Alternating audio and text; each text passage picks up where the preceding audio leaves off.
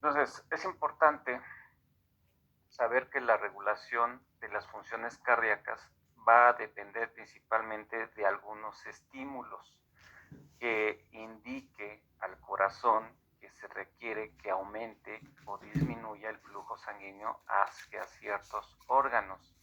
Entre estos órganos principalmente está el cerebro, que es un órgano vital, está el riñón, el cual va a regular lo que es el volumen sanguíneo, es un órgano importante, no es vital, pero es importante, y el corazón obviamente, ¿no? El corazón sí es muy importante. Entonces, ¿cuáles son los estímulos que va a estar captando el sistema nervioso para regular la función del corazón?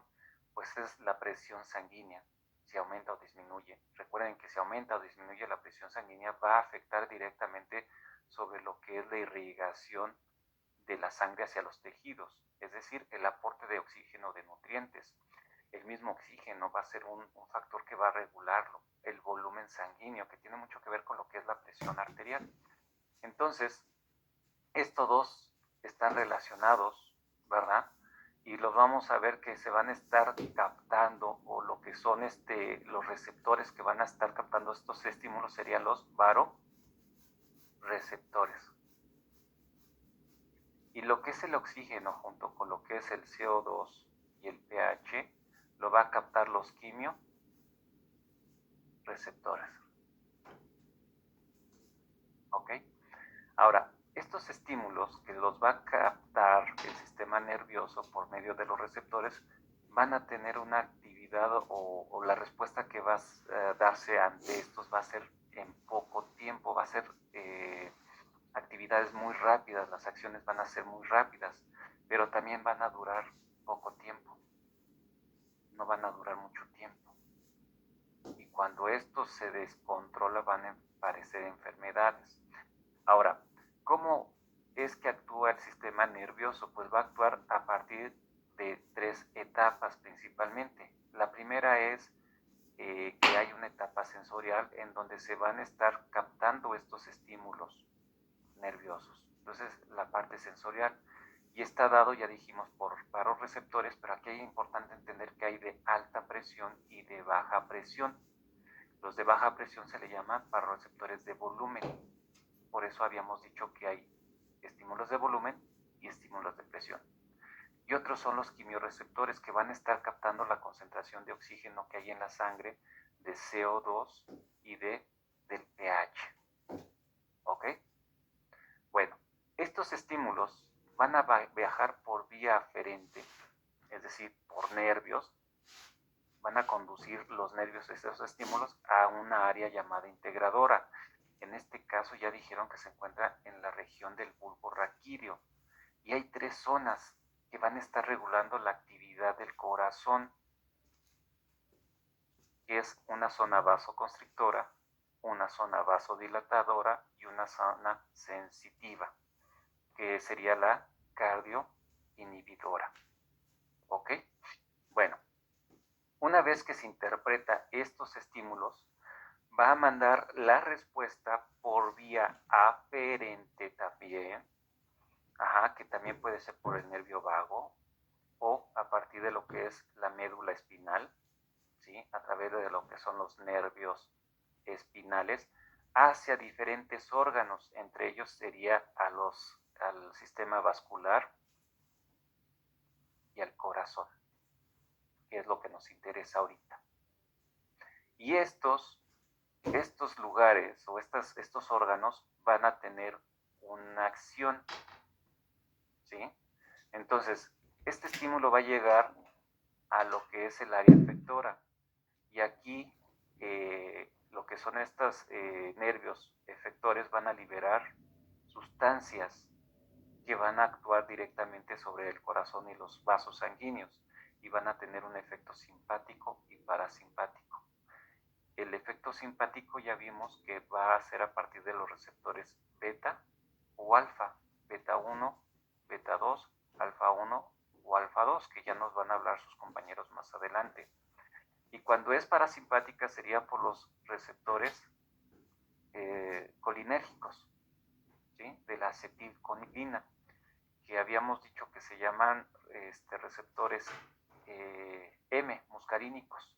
M1, M2, hay bastantes receptores muscarínicos, pero es a partir de la acetilcolina. Entonces, esto es importante que entendamos cómo funciona el sistema nervioso. ¿Ok? Ahora, dijimos, repasando, hay un estímulo, el estímulo lo capta el receptor, por vía aferente va al área integradora, en este caso en el bulbo raquídeo, después va a mandar una respuesta también por una vía eferente a lo que es al área efectora, que serían los receptores alfa o beta a partir del estímulo adrenérgico, noradrenalina o acetilcolina, ¿sí? Y esto va a dar una respuesta, ¿vale? Entonces, estas respuestas son reflejos cardiovasculares. Vamos a encontrar que hay varios reflejos cardiovasculares. Entonces, vamos a ver primero lo que es el área sensorial, es decir, los receptores. Y ya nos dijeron sus compañeras que los receptores van a ser varoreceptores. Y tenemos varoreceptores de alta presión, ¿sí? Y receptores de baja presión. ¿Por qué se llaman receptores de alta presión? Pues su nombre lo dice, va a captar presiones elevadas y por lo tanto es cuando recogen los estímulos. Y de baja presión, pues ya habíamos dicho que principalmente es el volumen. Y el volumen en el corazón, en donde regresa la sangre, es en la aurícula derecha. Entonces ahí vamos a encontrar estos receptores de baja presión. ¿Ok? Bueno, entonces, ¿cómo es que se activa el estímulo? Pues son de forma mecánica, por estiramiento. ¿Sí? Entonces, estos se van a activar por el estiramiento. Entonces, nosotros vamos a encontrar que hay una presión constante. Y ya dijimos que las paredes de la aorta se van a estar estirando. Por lo tanto, vamos a encontrar un estímulo constante al estarse estirando las paredes de la aorta. Y también lo que es el seno carotidio. Se van a estar estirando las paredes. Y de esta forma se van a estar estimulando estos receptores y van a mandar el impulso por vía aferente hacia lo que es el centro integrador que se encuentra en el bulbo raquídeo. ¿Sí quedó claro? Entonces, ya no nos vamos a meter mucho a esto, pero aquí, por ejemplo, teníamos que en el seno carotidio son muy sensibles y captan hasta la presión, no se van a estar activando cuando tenemos presión de hasta 50 milímetros de mercurio. Y en el seno aórtico son menos sensibles porque aquí hay mayor presión, entonces esos se van a estar activando cuando hay una presión de 70 a 110 milímetros de mercurio. ¿Ok? Bueno, entonces el umbral en el seno aórtico es más alto porque aquí llega hasta presiones de 120 milímetros de mercurio o más. Entonces va a responder cuando haya mayor presión, mientras que en el seno carotidio va a responder a presiones más bajas. Entonces, si hay un aumento de la presión, pues los primeros que van a responder serían los senos carotidios y después el seno aórtico. Y aquí lo que les había comentado, lo que es en el seno carotidio está inervado por el nervio glosofaringio a través de una rama que se llama el nervio de Gérica. Entonces, sería la vía aferente. Va a llevar el impulso del estímulo de los receptores hacia lo que es al bulbo raquídeo, al centro integrador. Y lo que es a nivel de lo que es la aorta sería el nervio de Sion. ¿Ok? Lo que les comentaba anteriormente.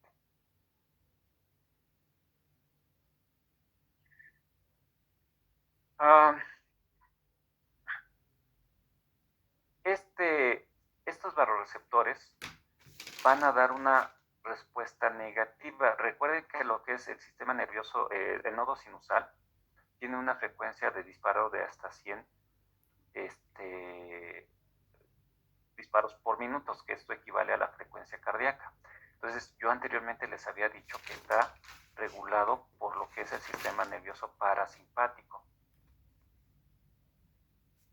Que cuando nosotros estamos durmiendo, la frecuencia cardíaca tiene que disminuir. Por lo tanto, quien tiene una actividad sería predominantemente el efecto parasimpático, reduciendo la frecuencia cardíaca hasta, vamos a decir, lo mínimo, 60 latidos por minuto. ¿Ok? Entonces, si se requiere que aumente la frecuencia cardíaca por una actividad física, ¿qué va a pasar? Pues simplemente se va a bloquear lo que es la actividad parasimpática para que entre en acción lo que es la actividad simpática, es decir, la noradrenalina, y de esta forma estaría aumentando lo que es la frecuencia cardíaca. ¿Quedó claro? Entonces, si aumenta la presión sanguínea, bueno, ya habíamos dicho, perdón, que tiene actividad en el nodo sinusal, nodo auriculoventricular, ¿ok? Por una actividad parasimpática. Y entonces esto quería decir que a nivel de las células cardiomiocitos de trabajo, también tiene una actividad parasimpática, ¿sí? Entonces, no va a actuar directamente con los cardiomiocitos, porque no hay una inervación parasimpática a nivel de los cardiomiocitos de trabajo, sino que va a estar bloqueando lo que es la actividad simpática. Es decir, que se va a estar disminuyendo la actividad de los receptores beta 1, lo que haría que disminuyera lo que es la fuerza de contracción. ¿Hasta aquí va quedando claro? Sí, profe. Si se dan cuenta, esto ya lo hemos visto anteriormente. Lo hemos repetido desde lo que es la sarcómera. ¿Ok? Bueno. Y a nivel de los vasos sanguíneos, sí vamos a encontrar una actividad simpática. Recuerden que los vasos sanguíneos tienen un tono vasomotor, que es un tono vascular. Es decir, que van a tener una actividad adrenérgica, que es igual a una actividad simpática, por la actividad de los receptores alfa 1. Entonces, si se llega a bloquear lo que es la actividad simpática, pues estos se van a dilatar. Va a haber una vasodilatación. Si hay una actividad simpática o un tono vascular, pues va a haber una vasoconstricción. Hasta aquí, ¿dudas, preguntas?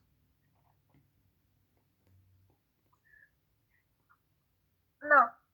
Entonces, en conclusión, vamos a tener que los receptores que van a recoger el estímulo van a ser los barorreceptores, y a nivel del seno carotidio está dado por el nervio sinusal, o va a llevar lo que es la vía aferente hacia lo que es al centro integrador en nervio sinusal en el caso del seno carotidio, y en el caso de lo que es el seno aórtico sería el nervio vago, ¿sí? Y en lo que son los barorreceptores de baja presión, ¿sí? Que sería de volumen, que se encuentra en la aurícula derecha y en la vena cava superior y vena cava inferior, que son los receptores de bajo volumen, son estos, ¿sí? También van a estar inervados por estos nervios. En el caso de los receptores A, que se encuentran en la vena cava superior y vena cava inferior, estaría llevando la vía aferente en nervio vago, y no nada más el A, también el B sería nervio vago hacia lo que es el bulbo raquídeo. Ahora, aquí hay un problema de que estos nervios pueden tener un fenómeno de adaptación, ¿sí? Si por medio del estrés que se libera lo que es una actividad simpática, es decir, hay un efecto adrenérgico, bueno, noradrenalina, noradrenérgico, noradrenérgico. Va a haber un estímulo constantemente, un estímulo beta 1 en el corazón y un estímulo alfa en los vasos sanguíneos, ¿sí? Y esto va a hacer que aumente lo que es la presión arterial. En un principio, estos receptores van a captar esta presión y van a hacer que baje la presión arterial. Pero si están constantemente estimulándose estos receptores se van a adaptar. ¿Qué entienden por esta adaptación? Entiendo las señales como normales. Va a detectar que la presión que está elevada ya es normal. Se van a reajustar. Entonces va a llegar un momento en que ya no van a estar enviando estímulos para que se bloquee y que disminuya la presión arterial. El cuerpo va a entender que esa presión elevada de 150 milímetros de mercurio es la presión normal. Por lo tanto, estos pacientes de estar sanos van a pasar a una enfermedad que se llama hipertensión arterial sistémica. Por eso es muy difícil controlar la hipertensión arterial, porque si nosotros damos un medicamento que baje esta presión, no va a haber estímulo en los receptores, por lo tanto va a aumentar la actividad adrenérgica y va a aumentar lo que es la presión arterial. ¿Sí quedó claro? ¿Listos? Bueno. Entonces, en cuanto a los cuerpos carotídeos, ya habíamos dicho que estos van a captar estas sustancias. En los que están a nivel de los cuerpos carotídeos, en la carótida, los cuerpos carotídeos propiamente, son sensibles a la concentración de oxígeno. Entonces, si hay una disminución de la concentración de oxígeno, estos se van a activar. ¿Ok? Profe, ¿podría repetirlo, porfa? Se me trabó un poco. Sí, espérame, es que estoy viendo qué pasó aquí. Ah, sí.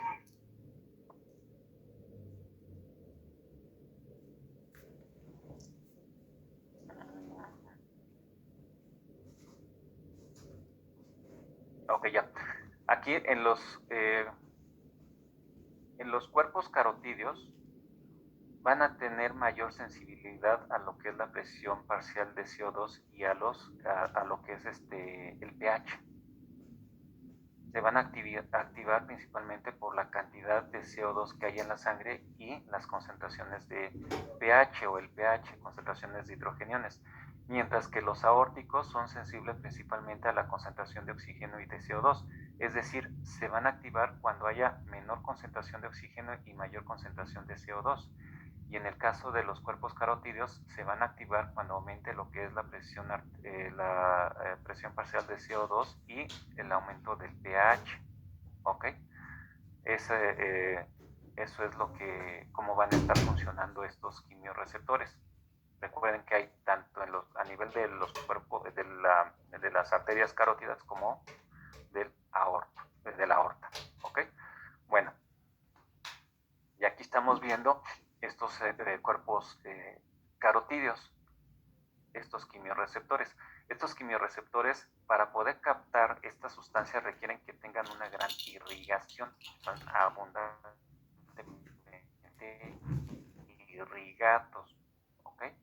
Aquí vemos tanto de lo que es a nivel de la carótida como a nivel de la aorta, los cuerpos carotídeos. Y vemos aquí lo que son la inervación. Aquí estaría dado por el nervio vago izquierdo, por ejemplo, en este caso, estaría inervados estos. Aquí estaría llegando lo que es la vía aferente al nervio vago. Es decir, conduciría el estímulo que está captando los quimiorreceptores a través del nervio vago al área integradora.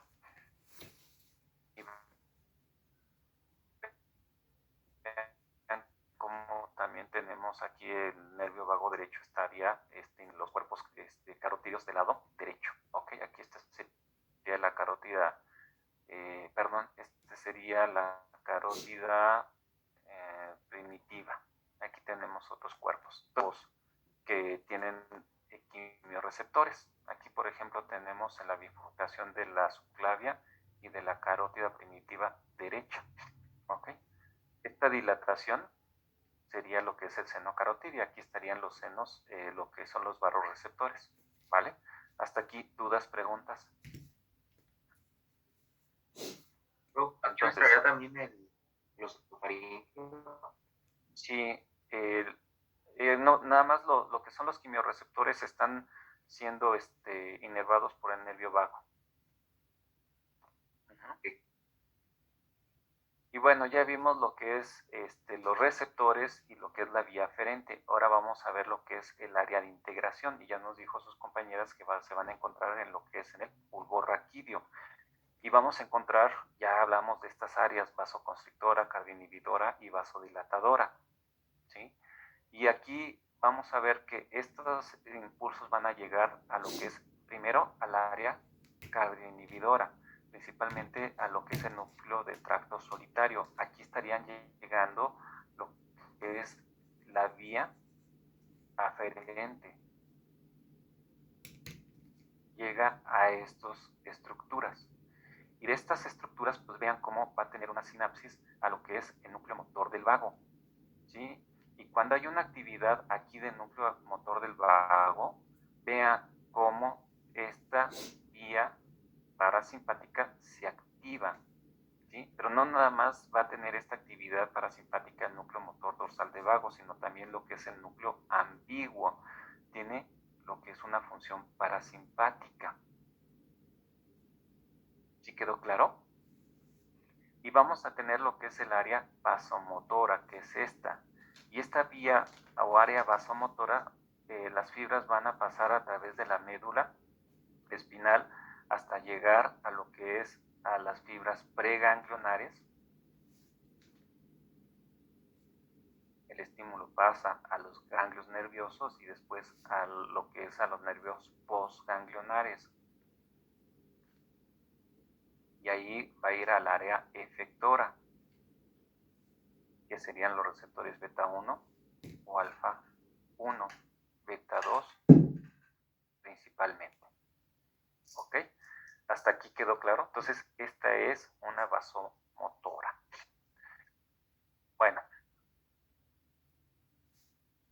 Entonces, esto es lo que estábamos hablando a nivel periférico. Lo que es el área vasomotora es lo que va a mantener un tono vascular. Y lo que es el área para estar regulando lo que es el corazón tiene una actividad parasimpática. ¿Ok? Entonces, constantemente va a haber estímulos de lo que es los vasoreceptores y los quimiorreceptores a través de lo que es la vía aferente, es decir, el nervio vago, decimopar, y el noveno, va a llegar el estímulo al núcleo de tracto solitario para que se esté estimulando la actividad parasimpática y de esta forma está regulando lo que es la frecuencia cardíaca a nivel del nodo sinusal principalmente, o disminuir la actividad parasimpática inhibiendo esta vía, por lo tanto ya no va a haber actividad en los cardiomiocitos, por lo tanto tendría un efecto inotrópico negativo, es decir, menos fuerza de contracción. ¿Ok? Hasta aquí sí me van siguiendo. ¿No se han perdido?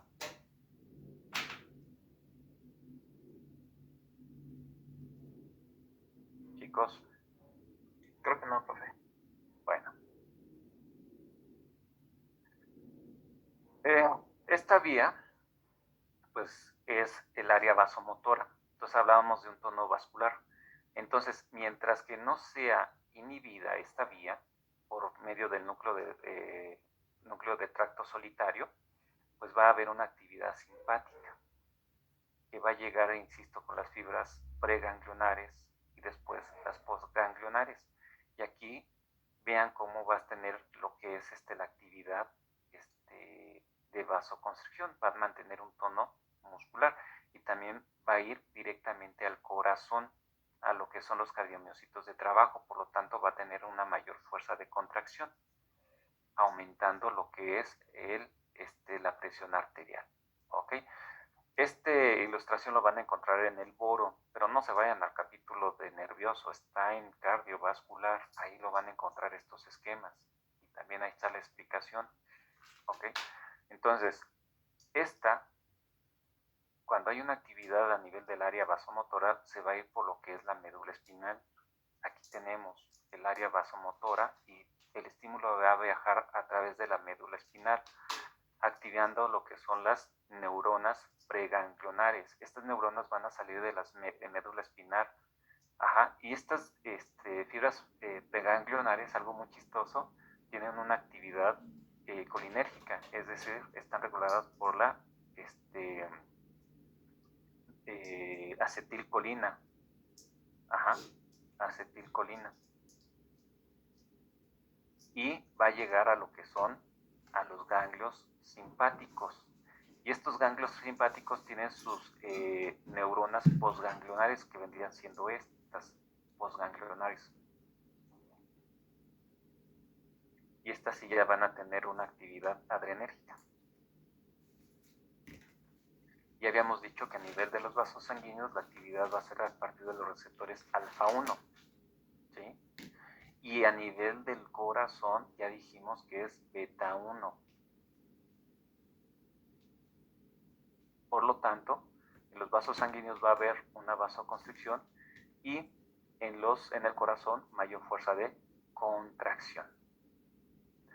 Ahora, ¿qué pasaría si quiere disminuir la fuerza de contracción del cuerpo? Porque hay un aumento de la presión. Entonces, para disminuir la presión tendría que disminuir la actividad del nodo sinusal y disminuir lo que es el tono vascular. Bueno, lo que hace es bloquear esta vía. El nodo de tracto solitario estaría inhibiendo lo que es esta vía. Por lo tanto, esta se corta, ya no hay estímulo. Y ahí se activa esta. ¿Ok?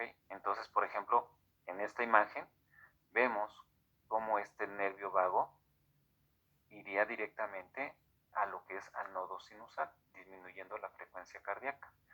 Y a través del núcleo de tracto solitario se estaría interrumpiendo esta línea de color verde. Por lo tanto, ya no se estimularían lo que son las fibras preganglionares. Y por lo tanto ya no había respuesta del núcleo de lo que son los ganglios simpáticos y las fibras postganglionares. Ya no se liberaría noradrenalina. Ya no se va a liberar aquí. Ya no se va a liberar la noradrenalina. Por lo tanto, ya no va a funcionar los receptores beta 1 ni los alfa 1. Es decir, disminuye la fuerza de contracción y disminuye el tono vascular, haciendo una vasodilatación, tanto en las arterias como en las venas. ¿Quedó claro? Entonces, el centro cardioinhibidor está dado por el núcleo motor dorsal del vago y el núcleo ambiguo, de lo que es tanto del nervio vago como del nervio glosofaringio. ¿Ok? ¿Quedó claro? Y el área vasodilatadora, pues es el área vasomotora que encontramos aquí. Aquí en el libro de Boro dice que hay un área C1 y A1, principalmente sería C1, lo que es el área vasomotor. Hasta aquí va quedando claro. Entonces ya habíamos dicho que lo que es el núcleo del tracto solitario, que es del área cardioinhibidora, ¿ok?, va a ocasionar que haya una inhibición de lo que es el área vasoconstrictora. Lo inhibe. Por lo tanto, ya no va a haber un estímulo simpático. Es decir, va a inhibir esto, va a bloquear esto y va a disminuir lo que es la actividad de la noradrenalina o el estímulo de los receptores beta 1 y alfa 1. ¿Hasta aquí va quedando claro? Sí. Chicos, ¿sí? Sí, bro. Bueno. Sí, profe. Entonces, ahora vamos a ver lo que es el área efectora a partir de lo que es la vía, la respuesta. Aquí ya tenemos lo que es la interpretación de los estímulos. Aquí vemos lo que está el estímulo, los receptores, los que captan el estímulo, que serían baroreceptores y quimiorreceptores. Ya dijimos que estos estímulos son recogidos por lo que es el nervio glosofaringio y el nervio vago, por una vía aferente. Esto los va a llevar a lo que es al área integradora, que sería al área cardioinhibidora, en donde está el núcleo de tracto solitario. Entonces, si hay un aumento de la actividad, ¿qué va a hacer el área cardioinhibidora? Pues a través de lo que es el núcleo motor dorsal del vago y lo que es el núcleo ambiguo, va a mandar fibras directas a lo que es al nodo sinusal, ¿sí?, para disminuir su actividad a través de lo que es el nervio vago, otra vez, y va a inhibir lo que es el área vasomotora. Por lo tanto, ya no va a haber una actividad simpática porque ya no va a llevar el estímulo que está dando, que es el tono vascular. Ya no va a ir directamente a lo que es a los vasos sanguíneos, pero tampoco va a llegar a la actividad de los cardiomiocitos, por lo tanto va a haber una disminución de la fuerza de contracción. ¿Ok? Ahora bien, si se interrumpe esta actividad, es decir, si no hay... vamos a ver, por aquí había otro, ¿no? Si no hay la actividad de lo que son los quimioreceptores y varoreceptores, vean, aquí no tenemos lo que es las líneas azulitas que están llegando acá. Nada más que aquí se me olvidó o debía haber borrado estas líneas negras. No deberían de estar estas líneas negras. Entonces debería de haber nomás una actividad simpática. Y esta actividad simpática, vean a dónde va a llegar. Al no haber estímulos de los quimioreceptores, quiere decir que no se están estirando las paredes de los vasos sanguíneos en caso de los varoreceptores, y también nos quiere decir que no hay que hay una disminución de CO2, del pH o de oxígeno. Entonces, simplemente por al no estar inhibido lo que es el área vasomotora, pues va a estar activándose lo que es la vía simpática. Por lo tanto, vamos a encontrar que todo esto que habíamos visto anteriormente está funcionando o se está activando. ¿Sí?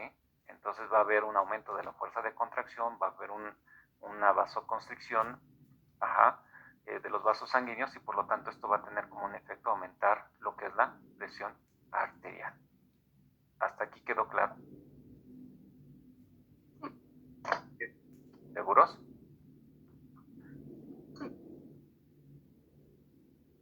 Bueno, y aquí este esquema, pues es el esquema que está completo, que insisto que pueden encontrar lo que es en el boron, tanto lo que es la vía aferente, que en este caso sería lo que está pintado de color azul, y la vía eferente, en el caso parasimpática, es esta que está pintada de color anaranjado, y lo que es la simpática, que es principalmente el área vasomotora, está pintado de color negro.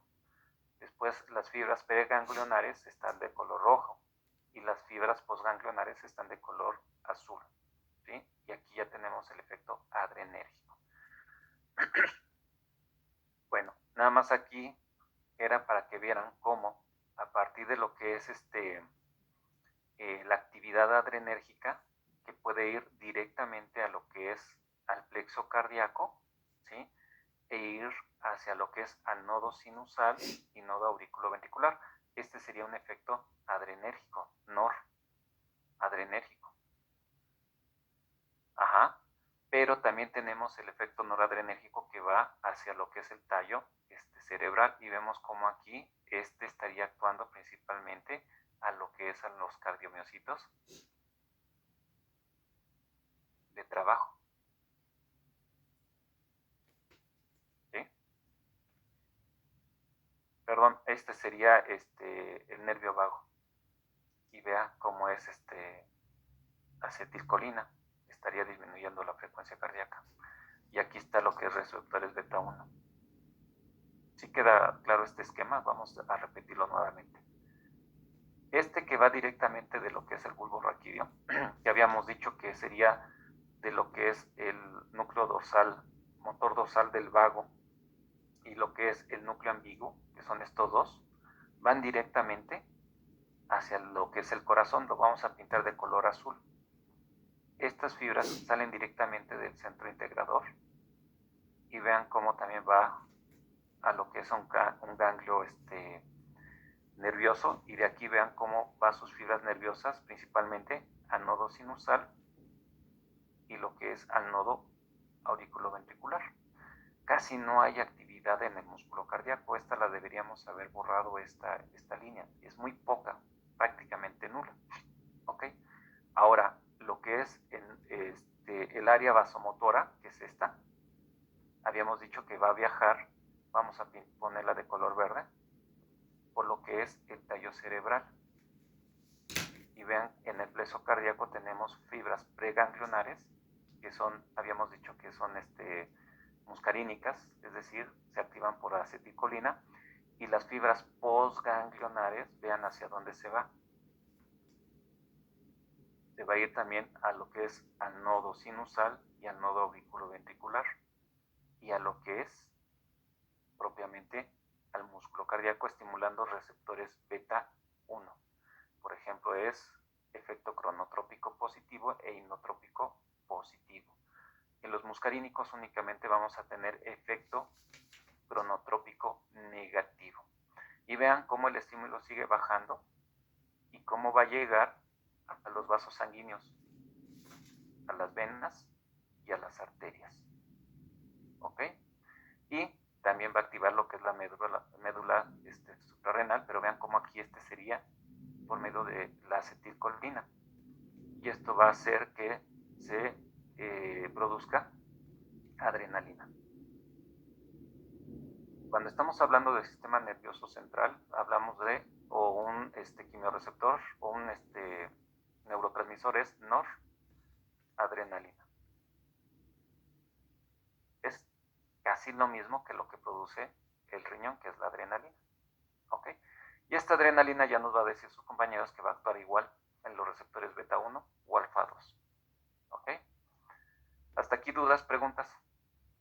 Ustedes me van a investigar lo que es el reflejo de Bainbridge. Y aquí está el estímulo receptor vía aferente, integración vía aferente y los resultados. Y tiene que ver con los receptores de baja presión o de volumen. Muy interesante este reflejo. ¿Dudas, preguntas? No, profe.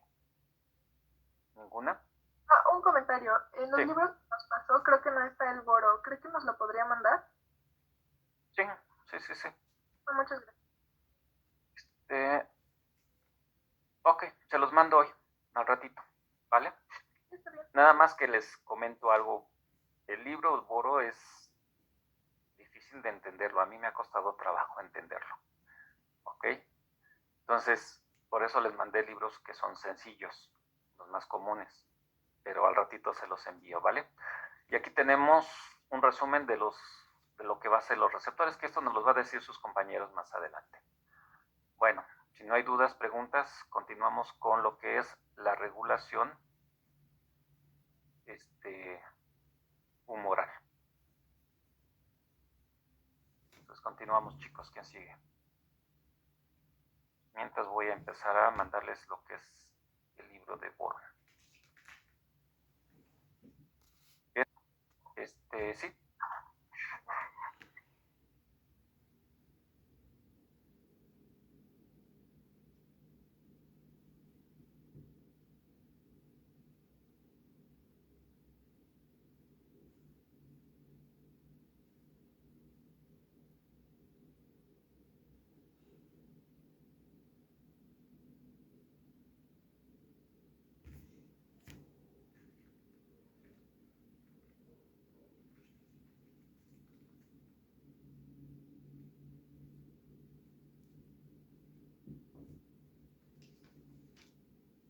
Bueno, pues buenos días. Yo voy a presentar el tema de catecolaminas, hormonas tiroideas e insulina.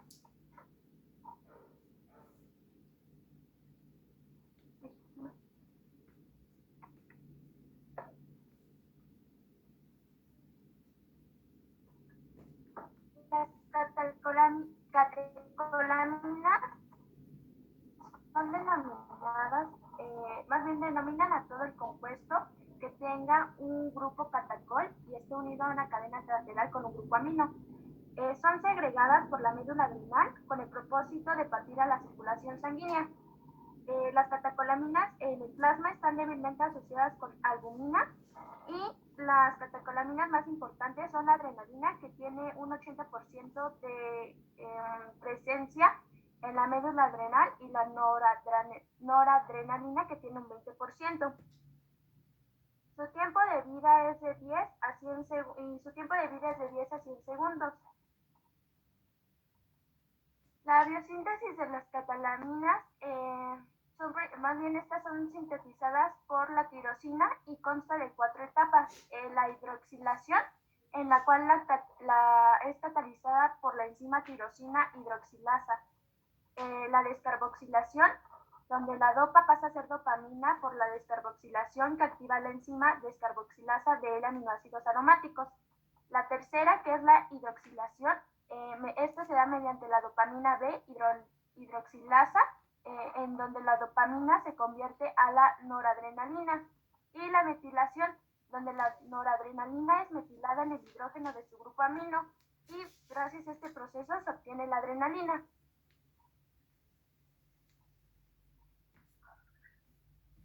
Las acciones cardíacas de las catecolaminas más importantes es que mediante estas y el estímulo B adrenérgico aumenta la fuerza contráctil del miocardio y esto hace que aumente la frecuencia en que se contrae el miocardio. Además de que esto genera un aumento de trabajo cardíaco y se incrementa el flujo sanguíneo del corazón. Las acciones vasculares principalmente las lleva la noradrenalina, que es la más persistente en el lecho vascular sistémico, lo cual le puede crear una hipertensión arterial si esta se desencadena. También la adrenalina tiene un papel importante en el sistema cardiovascular, ya que esta es liberada específicamente por la médula adrenal para dirigirse en la circulación sistémica.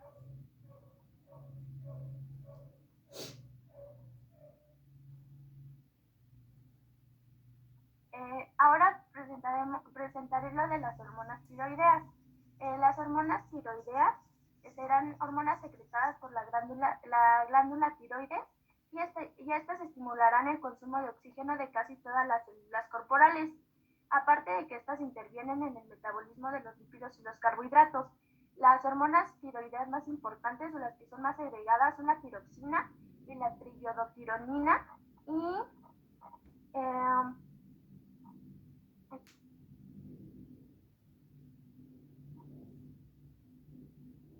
bueno, un punto importante es que la secreción de estas hormonas de manera excesiva puede crear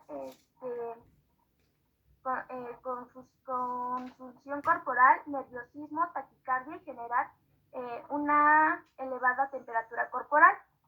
En los efectos en el aparato cardiovascular es que las dosis grandes de hormonas tiroideas hacen que aumente la temperatura, lo que provoca a su vez la activación de los mecanismos de disipación calórica. Por esto, el gasto cardíaco está relacionado al aumento de las hormonas tiroideas.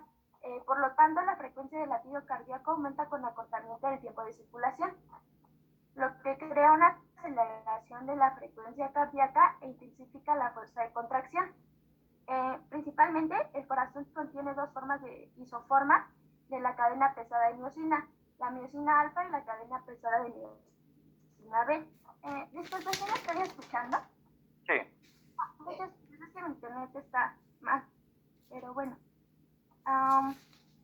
Bueno, continúo. El corazón tiene dos formas de isoformas de la cadena pesada de miosina y miosina alfa y la cadena pesada de miosina B.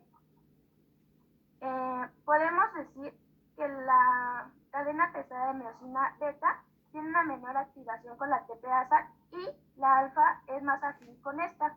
Además, en los adultos la miosina alfa está presente en las aurículas y su relación con las hormonas tiroideas solo aumenta la afinidad entre la miosina alfa y la TPasa. Esto hace que la frecuencia cardíaca aumente. En el hipotiroidismo, lo que pasa es que disminuye la presencia de la alfa y aumenta la cadena pesada.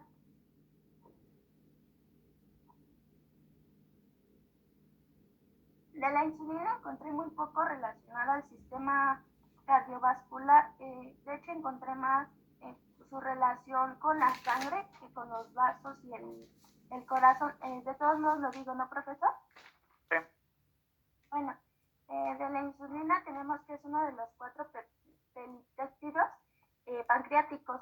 Principalmente es estimulada por la glucosa, bueno, principalmente estimula el incremento de la glucosa, ácidos grasos y aminoácidos.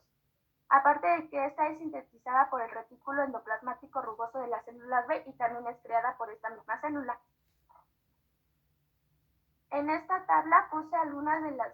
ay, creo que no se ve bien. Bueno, en esta tabla puse algunas de las funciones que crea la insulina basada en algunos tejidos, músculos e hígado. También encontré que la insulina regula la concentración plasmática de la glucosa y que cuando la glucosa entra en las células blancas se convierten en grasa y moléculas de glucógeno. La grasa pasa al miocardio y las moléculas de glucógeno al hígado y no recuerdo qué otro tejido. Pero esto es todo lo que encontré relacionado. Además de que ayuda a la contracción del miocardio, pero más me encontré, profesor. Sí, está bien, es poquito. Yo les comentaba que esos temas son ya muy cortitos, no son largos. Muy bien. Y ¿Qué más? bueno, sería todo de mi parte. Ay, bueno, no sé por qué no salen mis referencias, pero todo lo saqué de los libros que usted pasó. No sé por qué no me deja pasarla. Ok, sí, no te preocupes. Anteriormente quien pasó a exponer fue Aguilar Chacón, Aguilar Sánchez y Velázquez Mercado. Sí. Ok, muy bien. ¿Dudas, preguntas sobre lo que es la insulina? No. ¿Nada? Bueno, continuamos.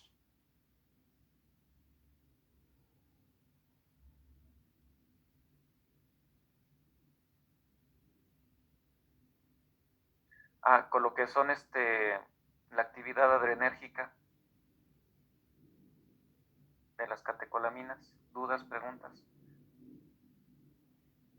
Ustedes pueden encontrar cuadritos, chicos, e incluso viene en el boro de la actividad de lo que es la adrenalina y también de acuerdo a los receptores alfa 1, beta 1, alfa 2, beta 2.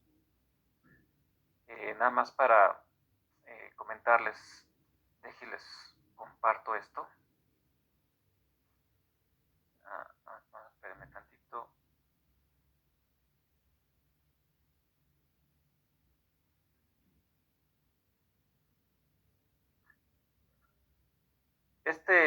Este cuadrito lo pueden encontrar en lo que es en el libro de cardiología de Brandwald, en donde nos habla que lo que es por vía simpática, la actividad de la noradrenalina en lo que es en los receptores beta 1 del corazón van a activar o estimular lo que es el nodo sinusal, ocasionando lo que es la taquicardia, ¿sí? Y ya habíamos dicho que es a partir de lo que es la proteína G en su fracción alfa S, GS, aumentando lo que es la acetilcolina, por lo tanto aumenta lo que es el AMP cíclico. ¿Se acuerdan de eso? Aquí lo estamos viendo. ¿Ok? Vemos que la actividad de la acetilcolina, que es parasimpática, ya lo vimos, como si va a haber actividad de lo que es a partir del núcleo de tracto solitario, lo que es el núcleo dorsal del vago y el otro, se me olvidó el nombre, que van a tener una actividad parasimpática directamente hacia lo que es el nodo sinusal y nodo auriculoventricular a través de los receptores muscarínicos. Y es a partir de la otra proteína G, pero en lugar de ser proteína GS, es proteína GI. Y ya vimos que ya no va a tener una actividad alfa, sino principalmente beta y gamma, que va a ir a activar los canales de potasio. ¿Ok? Ahora, esto es a nivel del corazón. A nivel de los vasos sanguíneos, lo que es los receptores alfa 2 actúan en el músculo liso vascular, ocasionando una vasoconstricción, pero es en algunos vasos sanguíneos, no en todos. Y tiene una actividad a nivel de lo que es la noradrenalina. Ojo, noradrenalina, es decir, que es de sistema nervioso. ¿Ok?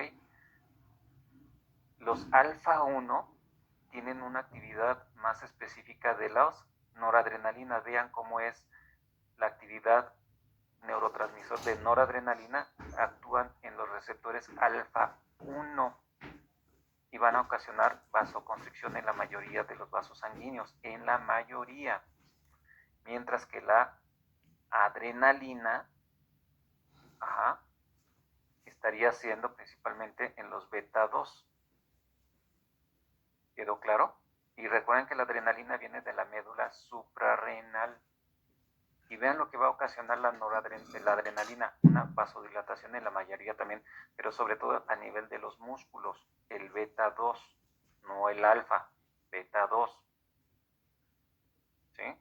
Mientras que aquí es vasoconstricción, alfa 2 y alfa 1, en beta 2 es una vasodilatación, pero principalmente en los músculos, músculo esquelético. ¿Quedó claro? Bueno, entonces este cuadrito lo pueden encontrar en el de cardiología de Brownwell, o bien pueden encontrar estos otros cuadros que también viene, no me acuerdo de dónde es, si es también en el Boro o es otro libro de fisiología. Un efecto alfa adrenérgico, alfa 1, vasoconstricción. ¿Sí? La vasoconstricción sería en la mayoría de los vasos. Una respuesta beta adrenérgica, pero principalmente por lo que es la adrenalina de la glándula suprarrenal. Vean, es vasodilatación. ¿Pero en dónde? Principalmente en el músculo esquelético, y vean en los vasos coronarios. En las arterias coronarias predomina el beta 2, ojo, beta 2, porque beta 1 es en el nodo sinusal, nodo auriculoventricular y en los cardiomiocitos de trabajo. ¿Quedó claro? Entonces, esto lo pueden descargar en internet, hay un montón de cuadritos. Nada más quiero que entiendan bien que beta 2, cuando está estimulado por lo que es la adrenalina, va a ocasionar una vasodilatación, pero principalmente en los músculos esqueléticos. Por eso cuando nosotros estamos haciendo ejercicio, aumenta el flujo sanguíneo a nivel del músculo esquelético. Requiere mayor energía, no requiere que haya una vasoconstricción. Y aumenta lo que es el flujo sanguíneo coronario, porque requiere mayor energía, mayor trabajo. ¿Sí? Bueno, continuamos. ¿Qué más?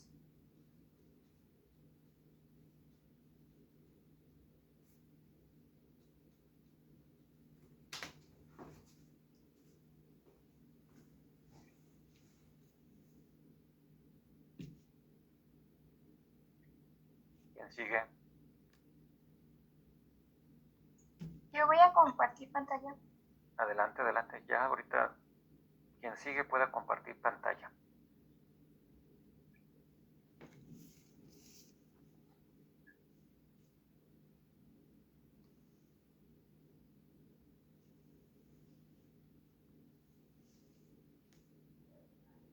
¿Ya se ve? Sí. Bueno, yo les voy a hablar sobre el aparato yuxtaglomerular renina-angiotensina-aldosterona. El aparato yuxtaglomerular es una estructura renal que incluye la región donde la arteriola aferente contacta con la porción más lejana de la rama ascendente gruesa del asa. En esta región, la arteriola aferente contiene células granulares que secretan renina. Ahí, aparato yuxtaglomerular. Y bueno, sabemos que se requiere una cierta cantidad de sal en la dieta para mantener el volumen sanguíneo y la presión arterial normales. Dado que el sodio y el cloro se filtran con facilidad en los riñones, debe haber un mecanismo para promover la resorción y la retención de sal cuando la ingestión de sal en la dieta es demasiado baja. La privación de sal da lugar a una disminución del volumen sanguíneo y de la presión arterial. Entonces ahí es cuando se va a activar el sistema renina-angiotensina-aldosterona. Cuando se disminuye la presión arterial en la arteria renal y se reduce la cantidad de cloruro de sodio y agua en el filtrado renal, este aparato yuxtaglomerular en los riñones va a detectar los cambios y a secretar la enzima renina hacia la sangre. Esta enzima va a separar una proteína plasmática. Bueno, este es un polipéptido de 10 aminoácidos que va a separar a la angiotensina 1. A medida que la angiotensina 1 pasa por los capilares de los pulmones, una enzima convertidora de angiotensina, que es la SA, va a eliminar 2 aminoácidos y va a dejar un polipéptido de 8 aminoácidos llamado angiotensina 2. Bueno, en resumen, cuando hay poca sal en el cuerpo, va a haber un volumen bajo de presión arterial y de flujo sanguíneo. Y esto va a causar la producción aumentada de angiotensina 2. Esta angiotensina 2 ejerce muchos efectos que causan un aumento de la presión arterial. Su efecto más directo va a ser estimular la contracción de las capas de músculo liso de las arterias de pequeño calibre y las arteriolas. Entonces la angiotensina 2 es un vasoconstrictor que va a aumentar la resistencia periférica total y así también va a aumentar la presión arterial. Además, también promueve el aumento del volumen sanguíneo porque estimula el centro de la sed en el hipotálamo y la corteza suprarrenal para que secrete aldosterona. Cuando estimula el centro de la sed en el hipotálamo, se capta más agua hacia el intestino y después se lleva hacia la sangre. Y por otro lado, cuando la angiotensina 2 estimula a la corteza suprarrenal, va a secretar más aldosterona y la aldosterona aumentada en los riñones va a hacer que se retenga más sal y más agua. Entonces, esta aldosterona es una hormona que retiene sal y que también se va a estimular cuando se reduce el volumen sanguíneo y la presión arterial. Y también, como resultado de la sed en el hipotálamo y por el sistema de renina, angiotensina, aldosterona, se va a beber más líquido, se va a retener más cloruro de sodio y se va a orinar menos, por lo que va a aumentar la presión arterial. Pues esto cuando los estados de volumen sanguíneo y presión arterial están bajos. También puede funcionar en dirección opuesta. Por ejemplo, en la ingesta alta de sal va a elevar el volumen sanguíneo, también va a haber una presión arterial altos. Entonces no se va a secretar renina o solo poca renina, también va a haber poca secreción de angiotensina 2 y menos secreción de aldosterona. Entonces los riñones van a retener menos sal y se va a excretar más sal en la orina. Y pues esto también es muy importante en personas que tienen la presión arterial alta, porque pueden tener secreción de renina normal o incluso alta, reteniendo mucha sal. Entonces, en estos casos, la ingestión de sal se debe disminuir en su dieta para ajustarse a esta capacidad alterada de que excretan poca sal en la orina. Y pues eso sería todo. Muy bien, a ver, regresale. Hay medicamentos que van a actuar a este nivel. Otra más. Y es a nivel del ECA. ¿Qué es el ECA? Es la enzima convertidora de angiotensina. Entonces, hay medicamentos que van a bloquear esta enzima. Son los inhibidores de la ECA, ¿sí? Como es el captopril. Es un ejemplo de ello. Entonces, el objetivo es que no se active lo que es la angiotensina y por lo tanto que disminuya lo que es la vasoconstricción. Al disminuir la vasoconstricción, va a disminuir lo que son las resistencias periféricas totales y también no se va a producir lo que es la aldosterona. Eso quiere decir que no va a retenerse líquido, no se va a retener líquidos ni sodio, por lo tanto, el paciente va a estar aumentando lo que es su diuresis, disminuyendo el flujo sanguíneo. Entonces, aquí vean cómo es muy importante entender este sistema para comprender el tratamiento que se les va a dar a los pacientes, que se llaman estos medicamentos inhibidores de la ECA. Y aquí van a actuar. Y ya también entienden por qué es importante la dieta de los pacientes hipertensos para controlar la presión arterial, porque es importante disminuir lo que es el sodio. Y esto lo van a volver a retomar cuando veamos hipertensión arterial, incluso en insuficiencia cardíaca. Puede ser, pero bueno, principalmente en la hipertensión arterial. Sí va quedando claro. Esto se va a volver a retomar, por ejemplo, también más adelante en las actividades, mecanismos de compensación secundarios. Se va a volver a retomar esto, hay que volverlo a repasar. ¿Dudas, preguntas? ¿Ninguna? No, profe. Estos esquemas son muy sencillos y con que ustedes se aprendan estos esquemitas que están en los libros que les envíen, pues lo van a entender rápido, ¿vale? Bueno, continuamos.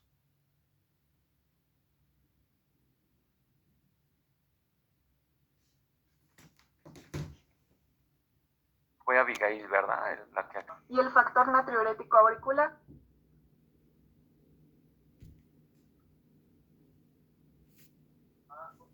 Estos van a servir para la regulación hormonal de la circulación. El control humoral de la circulación se refiere al control por las sustancias segregadas o absorbidas en los líquidos del organismo, como hormonas y factores producidos localmente. Algunas de esas sustancias se forman en glándulas especiales y se transportan en la sangre por todo el organismo, mientras que otras se forman en algunas zonas del tejido, afectando y provocando solo efectos circulatorios locales. Hormona antidiurética, ADH por sus siglas en inglés, o vasopresina. Esta es producida en las células nerviosas del hipotálamo. De aquí pasa a través de los axones nerviosos hacia la neurohipófisis y de aquí se segrega a la sangre, por lo tanto es una hormona circulante.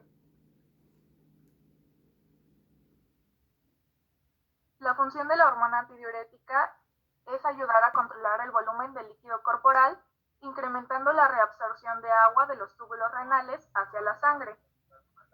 Esto concentra la orina y disminuye su volumen, induce la vasoconstricción y el aumento de la presión arterial.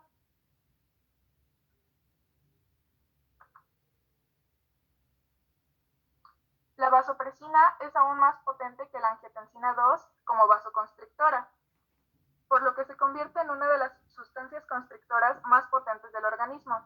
Sin embargo, solamente se segrega en cantidades mínimas en condiciones normales, por lo que la mayoría de los fisiólogos opina que su papel en el control vascular es pequeño. En estudios experimentales se ha demostrado que la concentración de vasopresina en sangre circulante puede aumentar después de una hemorragia intensa, lo suficiente como para elevar la presión arterial hasta 60 milímetros de mercurio. En muchos casos, este mecanismo puede elevar por sí solo la presión arterial hasta la normalidad. Como dato, cuando se inyecta la hormona antidiurética en personas normales, se presenta un descenso compensador en el gasto cardíaco. Por ello, cambia poco la presión sanguínea. Ahora, el factor o péptido natriurético auricular o atrial, ANP por sus siglas en inglés, este forma parte de una familia de péptidos natriuréticos que participan en la regulación vascular. Dicha familia incluye el péptido natriurético auricular o ANP, secretado por el corazón, el péptido natriurético cerebral, BNP, y el péptido natriurético tipo C, CNP. El péptido natriurético auricular es producido en las aurículas cardíacas. Es segregado a la sangre, por lo tanto también es una hormona circulante. Este Este se libera cuando las paredes de las aurículas cardíacas se estiran, cuando se producen aumentos de presión arterial y como respuesta a la hipervolemia.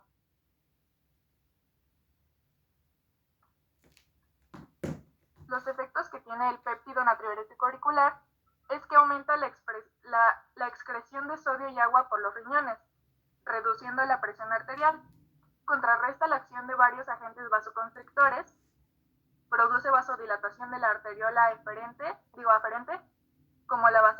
así como la vasoconstricción de la eferente del riñón. Inhibe la secreción de renina y por tanto la formación de angiotensina 2, lo que a su vez reduce la reabsorción tubular renal y aumenta la excreción urinaria, lo cual ayuda a normalizar el volumen sanguíneo. Y también les voy a hablar acerca de los efectos que tiene el factor natriurético auricular en la insuficiencia cardíaca congestiva. El deterioro del bombeo de los ventrículos provoca un aumento de la presión en ambas aurículas, lo que estira sus paredes. Esto hace que se produzcan altas concentraciones circulantes de factor natriurético auricular en la sangre, y esto puede aumentar entre 5 y 10 veces. El aumento del factor natriurético auricular previene los síntomas extremos de la congestión en la insuficiencia cardíaca y retarda el inicio de la descompensación cardíaca. Y eso sería todo. Muy bien. ¿Dudas, preguntas, chicos?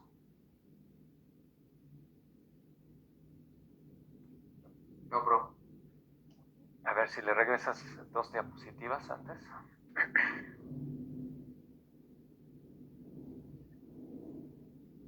Aquí vamos a encontrar que hay 2 factores natriuréticos. Nada más nos hablaste de uno, ¿encontraste los otros? No, solo es. Porque no nada más el factor natriurético se produce a nivel de la aurícula. Incluso tenemos un factor natriurético que se produce a nivel de los ventrículos y se le llama factor natriurético B. En lugar de ser A, es B. Y esto también se va a activar de acuerdo al estiramiento de las paredes. Nada más tomar en cuenta ello, ¿vale? Okay. Bueno, de hecho, ese sería el factor natriurético cerebral. Y así se le puso porque se encontró a nivel del cerebro, pero después ya se identificó que se estaba produciendo a nivel de los ventrículos. Y hay un tercer tipo de factor natriurético que es el tipo C, pero eso no nos interesa, nada más nos interesaría el A y el B, que se produce el A a nivel de las aurículas y el B a nivel de los ventrículos. ¿Ok?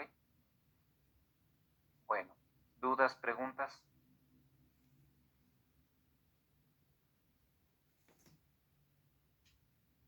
No, ¿No hay dudas? Ok, muy bien. ¿Quién sigue?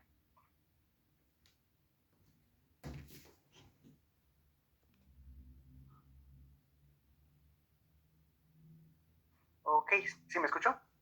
Sí. Bueno, yo voy a explicar brevemente sobre... se me puso la pantalla en negro, permítanme. Sobre la histamina y la serotonina. Va a ser la regulación tisular local.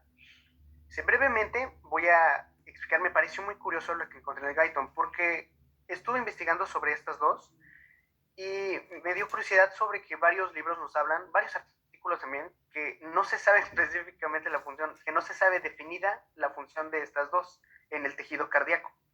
Pero vamos a continuar. La regulación tisular local. Sí, no es a nivel del corazón.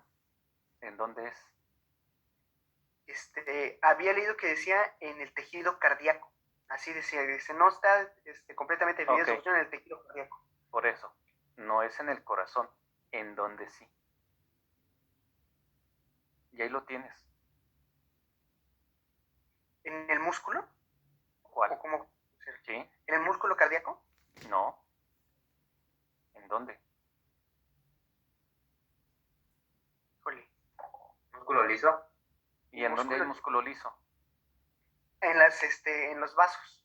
Exactamente. Entonces, De no acuerdo. es tanto la acción en el corazón, es la acción en los vasos sanguíneos, en el músculo liso. Ok. ¿Por qué en el corazón no hay? Pues no hay músculo liso. Sí, de acuerdo. Y ojo, esto tiene mucho que ver con lo que es la actividad inflamatoria. Son sustancias proinflamatorias. Vale, bueno. De acuerdo. Gracias. Bueno, entonces encontramos la mitad se inicia probablemente por factores estimuladores del músculo liso. Vamos a encontrar músculo liso, como menciona el doctor, en los vasos sanguíneos, que actúan directamente sobre la maquinaria contráctil y sin potenciales de acción. Los tipos de factores que estimulan no nerviosos y relacionados con el potencial de acción que participan con frecuencia son factores químicos tisulares locales y varias hormonas.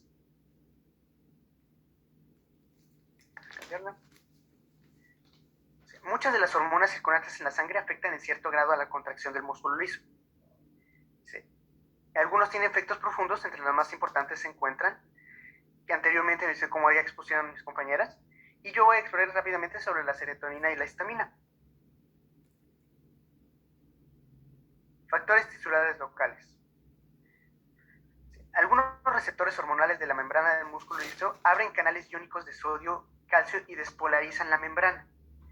Es decir, habíamos visto anteriormente cómo era el potencial de acción en el músculo, cómo se abre. Entonces, estas hormonas y transmisiones, leí en el Guyton acerca de que ellos pueden cerrar y abrir canales iónicos de sodio y calcio.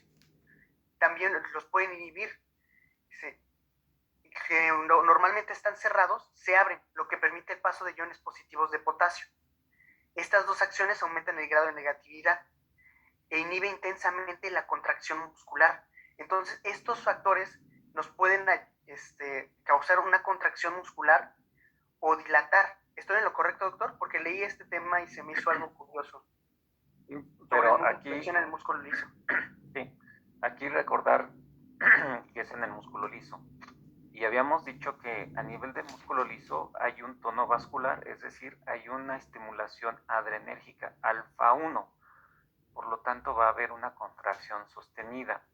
Para que haya una contracción sostenida, ¿qué se requiere? Que haya la presencia de calcio.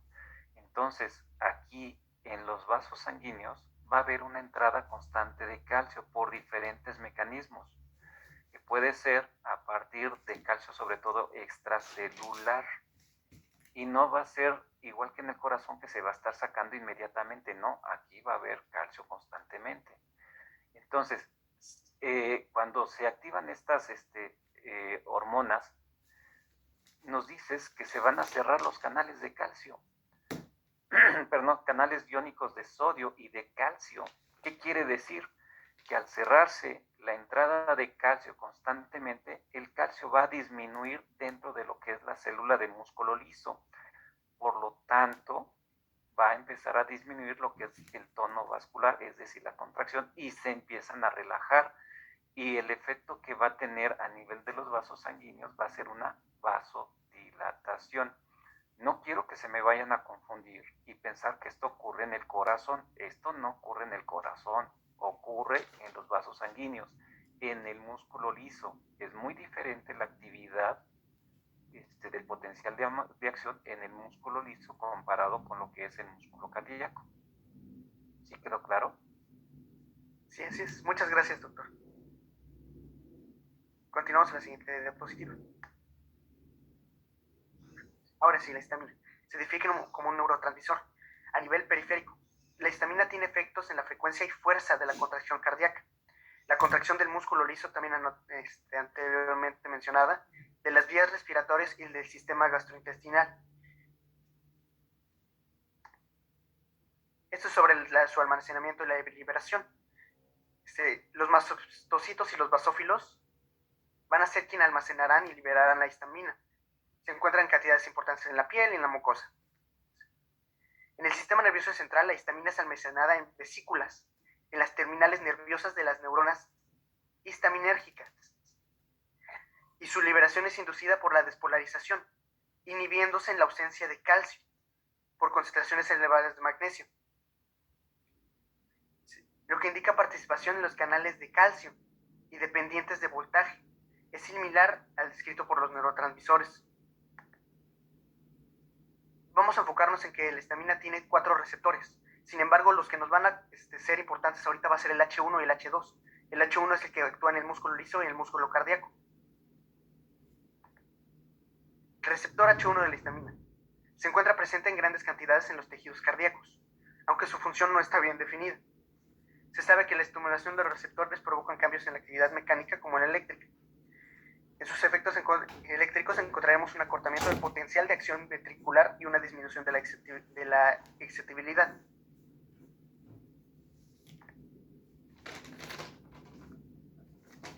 Puede inducir sobre el canal de calcio y provocar cambios en el canal de potasio secundarios. Había leído sobre que la histamina iba a ser importante porque iba a tener, por así decirlo, una influencia en la fase 2, en la meseta. Va a tener corrientes. Sus canales de activación del H1 van a favorecer que se abran los canales de calcio. Va a provocar que el canal de potasio cambie. Bueno, aquí lo que nos estás comentando es que no se sabe mucho la actividad que va a tener a nivel del corazón. Yo hasta donde sé, la histamina no va a ocasionar que haya una relajación del cuerpo, que no haya una relajación del corazón, que aumente lo que es un efecto lucitrópico por la disminución del calcio o que haya una disminución de la fuerza de contracción. En donde sí vamos a encontrar mayor actividad es en el músculo liso. Entonces, ahorita nada más nos vamos a limitar que la histamina va a actuar principalmente, su efecto más grande es a nivel local, en donde se está liberando esta histamina por medio de los mastocitos. Por ejemplo, en un lugar donde haya inflamación. Esto lo que va a ocasionar es una vasodilatación, aumentando el flujo sanguíneo. Por eso, cuando hay un piquete de mosco, se va a formar una inflamación porque va a haber una dilatación. Esas sustancias que son ajenas van a hacer que atraigan los mastocitos y se libere la histamina. Al haber una muy grande vasodilatación, va a haber una mayor extravasación del líquido plasmático, lo que va a formar un edema. Entonces, esa vasodilatación va a hacer que haya hiperemia, el edema, que sería la inflamación, que es dura y es dolorosa. ¿Sí quedó claro?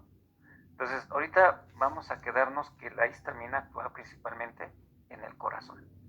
Bueno, hasta aquí lo vamos a dejar, chicos. Continuamos la próxima semana con lo que es el siguiente tema. Contigo, Bruno, continuamos. Y esperemos que terminemos ya todo lo que es sistema humoral, regulación humoral, y nos vamos a los que son mecanismos de compensación primarios, secundarios, y ojalá y también empecemos a ver lo que es mecanismos de regulación en situaciones especiales, que sería ejercicio, embarazo y la altitud. ¿Ok? Aquí muchos de los temas de esto se va a repetir, lo tienen que volver a retomar, lo que hemos visto hasta ahorita. ¿Dudas, preguntas?